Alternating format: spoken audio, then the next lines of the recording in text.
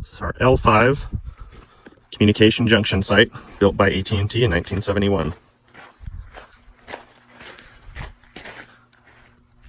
3-phase 208 power.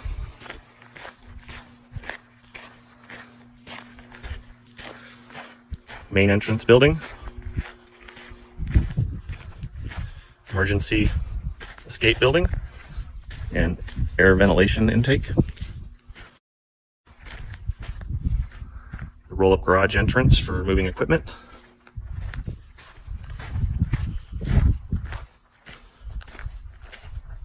Preview of the mountains.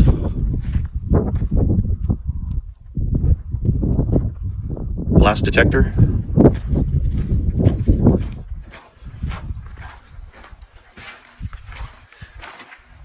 Main entrance into the building.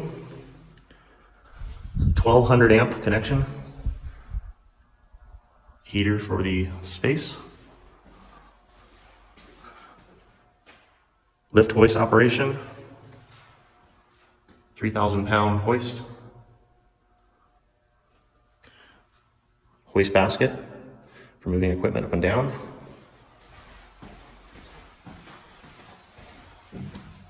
Start our descent down to the bunker area.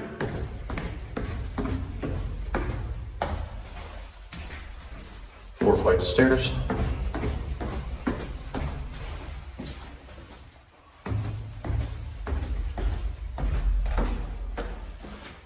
This facility is remarkably clean.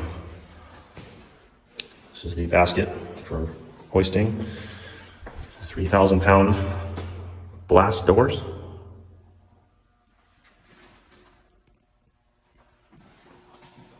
With motor control to open the door with the power, or you can manually open as we've been doing.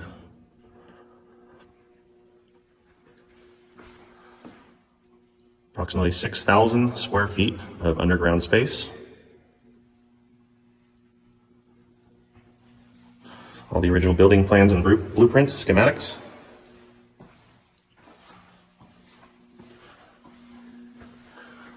All decommissioned equipment, communications equipment.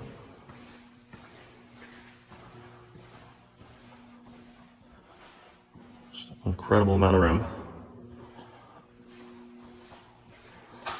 Storage room here. A refrigerator and some basic kitchen equipment. And insulation for the walls to keep this room insulated.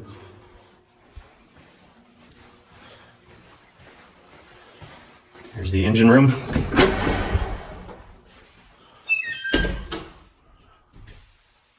Two 225 kW gas turbine generators. One with 500 hours, one with 1100 hours. They are disconnected, decommissioned, and ready for removal. Exhaust room and air intake room for the air handling equipment. Underground fuel tanks have been removed. All hazmat has been cleaned up and cleared out. This is the old containment basin if there was a fuel spill, but since that's pulled out, this is just a empty basin, can be used for containing any type of fuels or liquids.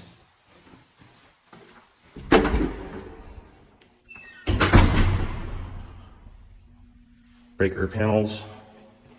3-phase incoming power to the underground, 208.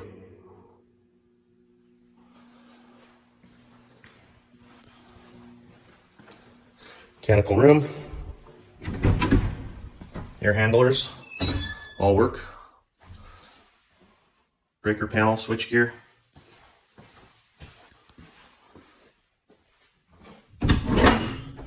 Get a light on here. The old chillers decommissioned in place. Air handling system. Wastewater ejection system in the sewer. Two of them. There's 2 injection pumps. Way overkill, but it's here.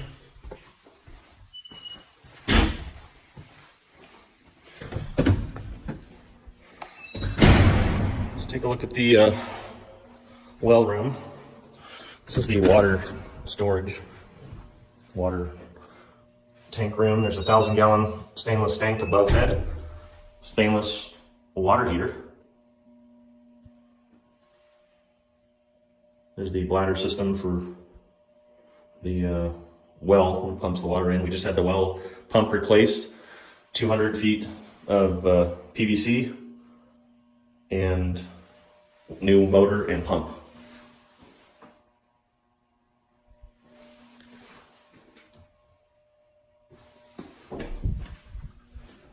The wash basin area for the mop, drinking fountain.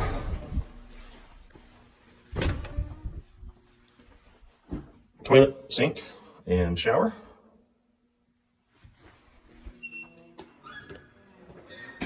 More decommissioned racks that can all come out.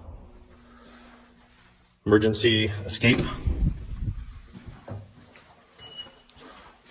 You see the other door to the restroom.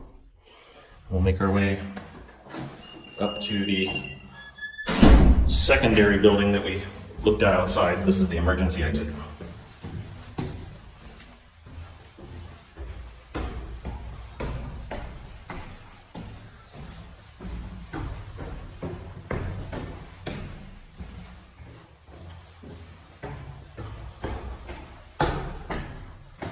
Another glass door, 3,000-pound door.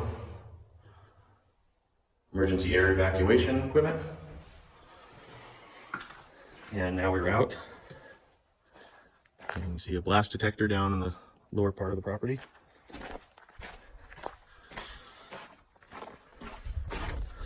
Yep. Picture here of the building we just came out of. And back out.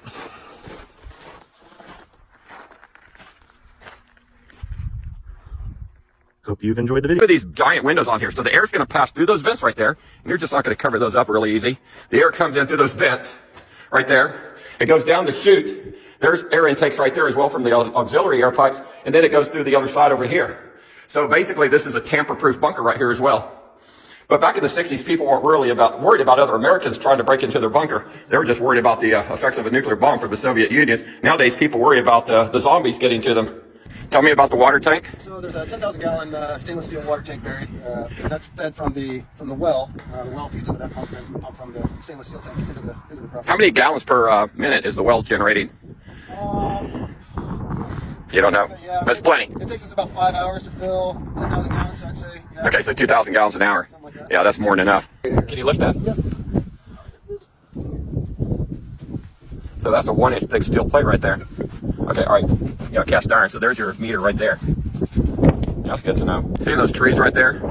So you don't even know, once the trees grow back, you hardly see anything on these bunkers. Now this one has an old tower. The tower's not working, but if somebody wanted to, they could run up their, they could run their cable still up there.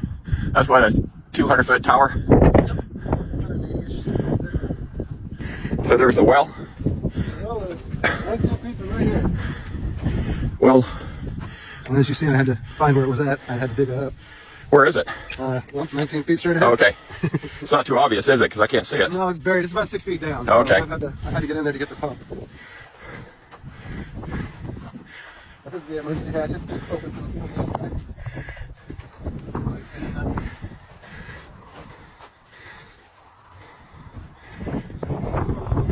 Okay, so this is not connected to the bunker. This can be removed. So when you're done, all you have on the outside, you have this. These are a couple inlets right here. They're being covered up right now. You got the emergency staircase over there.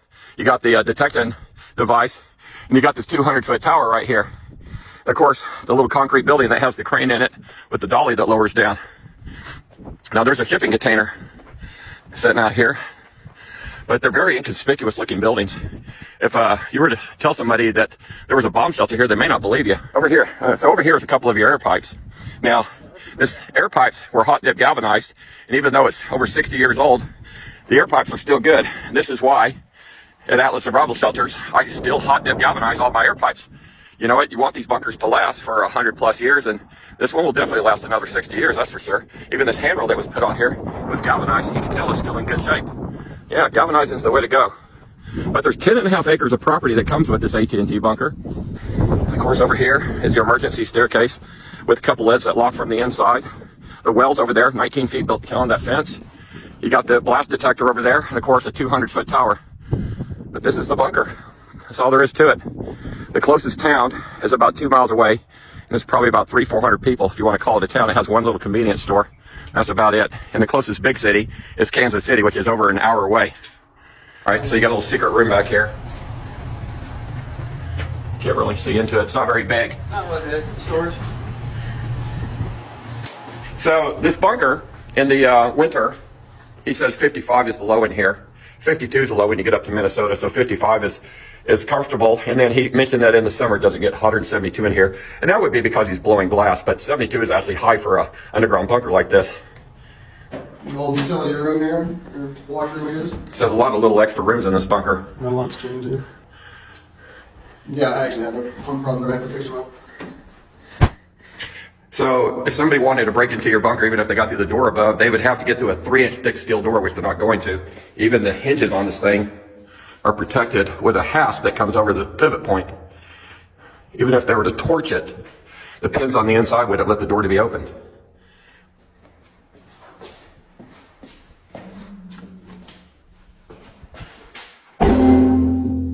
Those are baffles. Yeah.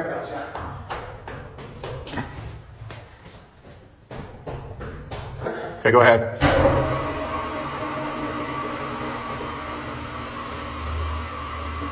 So that will come all the way down to the bottom, and you can just roll that right on in. And that looks like the original car, too.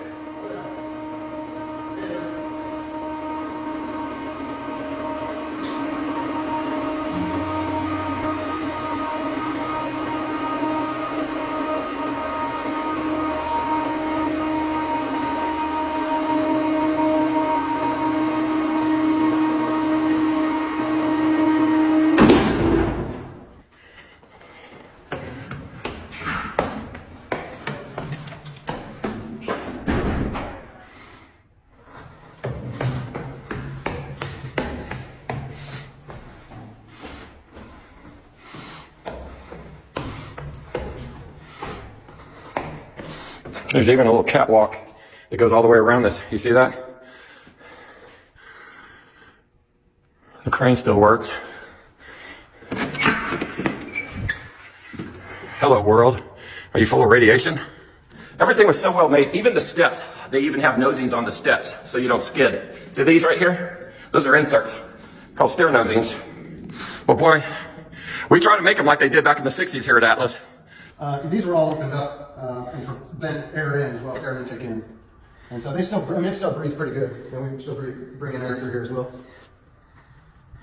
Since the day began and we've been touring the site, we have seen an empty bunker, a bunker under construction that is partially complete, and finally we will be finishing with a completed one where we'll spend the night and experience what it's like to sleep and live in one of these bunkers. Is this it? This is it, man. This is the fully built, fully stocked, fully furnished, turnkey. Walk right in, turn everything on, and you can survive. So this one, we have, the first thing you'll notice is kind of this snorkel system that we've designed. That's what the NBC filtration hooks up to. So that's where it's pulling air from. On top of that, I have my 4G cell booster, so I get full bars inside and full cell data. Awesome. Let's go inside. I'm excited. Let's do it. Yeah, just like a bolt opens into another bolt, basically. All right, let's go inside. You go first. You guys are the absolute first on the planet to get to see this in this capacity. And stay there. So that's right. Okay, let's get started. Oh wow! It's a little different. It feels so much more spacious. You know, if you had just the empty one, you could see where all the walls were, and you could see the back end, right? Yeah. You had a very clear sense of very defined space, and it almost felt a little more confined. You lose the sense of depth. Exactly. Once you start optimizing that, we put the hallway in. You know, we organize it with the large great room here. I mean, it really makes it feel bigger. I love the wood textures you brought, which kind of softens up that concrete type of feel. But we wanted to keep, you know, kind of a rugged, you know, kind of barn house, you know, somewhat masculine kind of sensibility to that as well. And even the way we do the lighting here, we didn't want to start putting cans in the ceiling like you're used to with standard homes. You know, we wanted to keep that open. We didn't want to compromise the concrete just to put lighting in. So what do we do? This really nice open, nice string lighting, Yeah, it's kind of an indoor-outdoor thing, but it works really well for this kind of space. Amazing. I want to cover the kitchen. And Dante, I've seen these cabinets before. You know why? They're from IKEA. Yes, they're really good. They're hardware. They are amazing. good. And you know what I like is that everything is soft closing. You don't have to see any hardware sticking out because they have that kind of nice little ridge for you to grab onto. I think it's just subtle and it doesn't need to stand out. to the point, gets the job done. Exactly. You have another seating area here. I'm assuming it's kind of where you hang out. Yeah, I mean, I have my laptop there. That's kind of my office right now, for lack of a better term. But I like it because I can just sit there, put my feet up, nice and plush and cozy. Just a nice little nook. This is awesome. So I want to ask you this.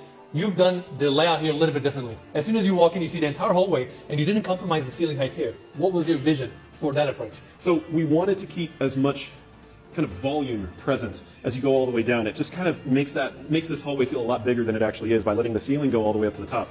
However, what you're not seeing here, which is kind of a counterpoint to what we had in the last one in 1201, the kind of the in progress, is that we have completely enclosed all of the overhead storage. So when we start walking into the rooms, you're going to see it's still a regular 8-foot ceiling height. So what do we do with the rest of that? Well, everything on top of that 8-foot all the way to the top. All beautiful storage space. Take us in. Okay, so the first room here is the master. Nice. This room looks really cozy. I'm assuming each room you went with like a little bit different colors and just spice it up? Yeah, just a little bit different color scheme, but again, it always keeps the same attitude, the same kind of barn house, nice, rustic, warm, cozy.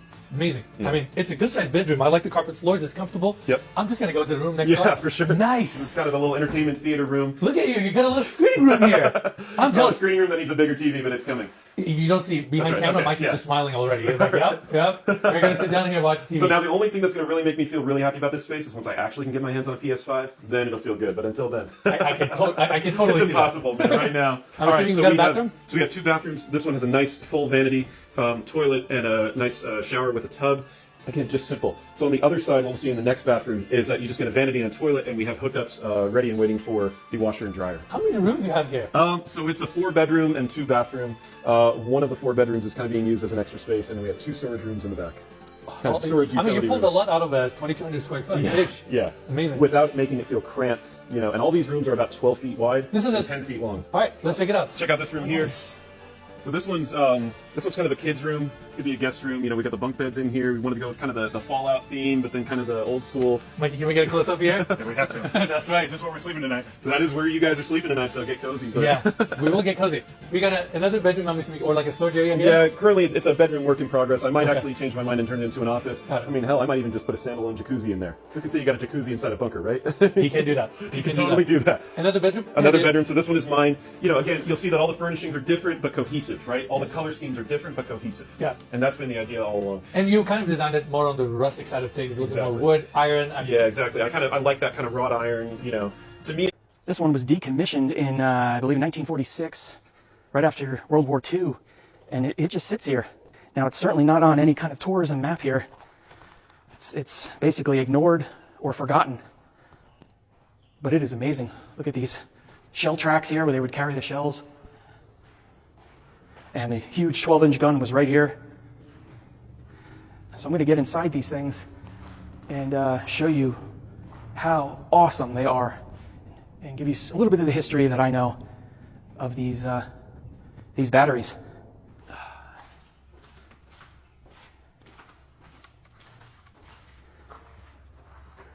It's weird. Stuffed animal down there.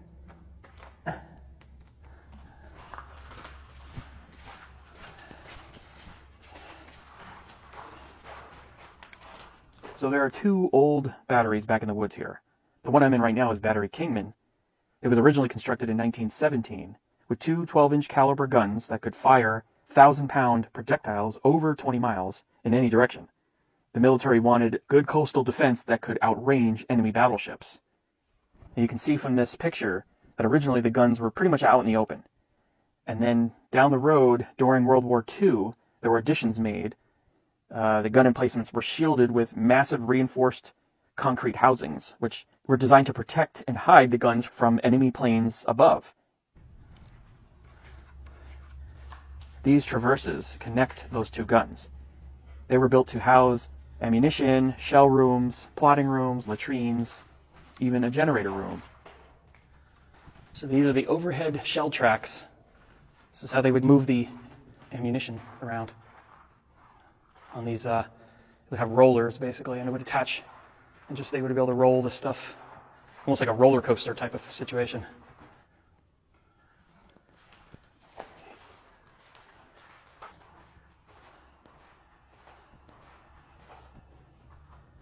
That is a heck of a door.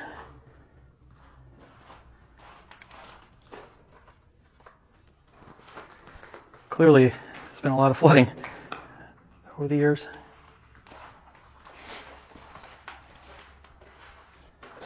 Anything militarily basically started around 1859. Construction began on a quote-unquote large fortification. That was never completed, though. Construction was suspended in 1870 and then dismantled, whatever they had built in the 1950s by the U.S. Army. But in 1874, Sandy Hook had a proving ground built, basically an area to test ammunition, which I think is still here today. A lot of this stuff you can kind of tour. In 1950, Fort Hancock was closed, basically deemed obsolete for that time period. But then, almost immediately, 1951, it reopened because of the Cold War threat.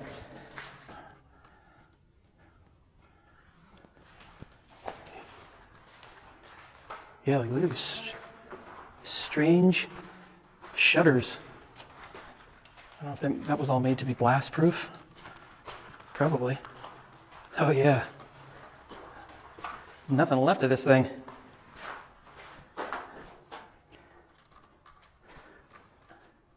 Wow.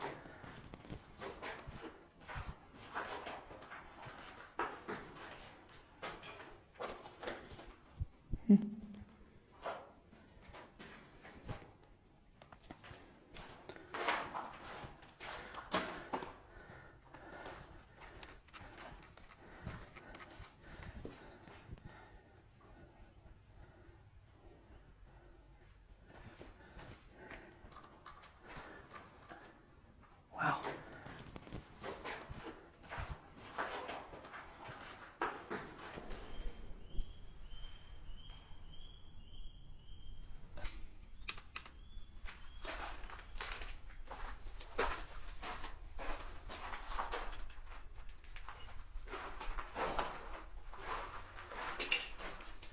Yeah, nothing left. Everything's been destroyed.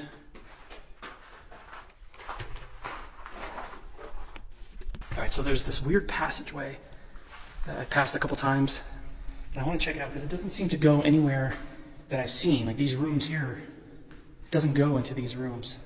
So I'm going to check out